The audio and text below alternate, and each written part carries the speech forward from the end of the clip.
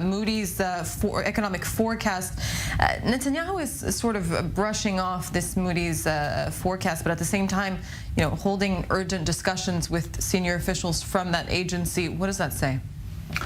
Well, he wasn't as dismissive about Moody's when they were complimentary about the Israeli economy and were gradually raising our credit rating.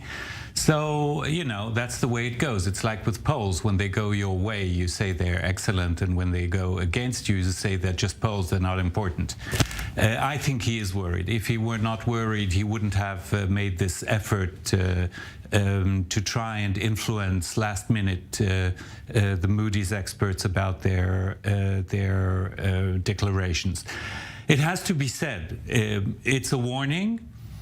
It's a warning shot. It's a relatively polite warning shot, and I think it's a cautious one. Is it concerning, though, in your eyes? Of course it's concerning. When such a renowned credit rating company gives you a warning that you might be going the wrong way, then you should take this into consideration. But Moody's does understand that the legislation hasn't been passed and the reform isn't in place yet, so there's no reason for them to actually lower the credit rating. But they do give a warning that if these things go through as they stand now, Israel is at risk. And tell me, given your experience, is this the first time that Israel's political or security situation affects the economy so drastically? No, certainly not. I mean, during really difficult security times, there were always economic difficulties going with it. But this is structural. I mean, the security situation isn't the main issue right now.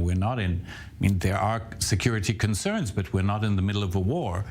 So I think there should be concern with those leading Israel's economy in the government, and I think they do have it, even if they sound a little bit dismissive and as you say, brushing off these warning signs. They're still looking for the accepted, renowned economists to support these judicial reforms. Right. We'll have to see how that economic forecast does turn out to be, Ambassador. Thank you very much for joining us. Thank you, Sarah.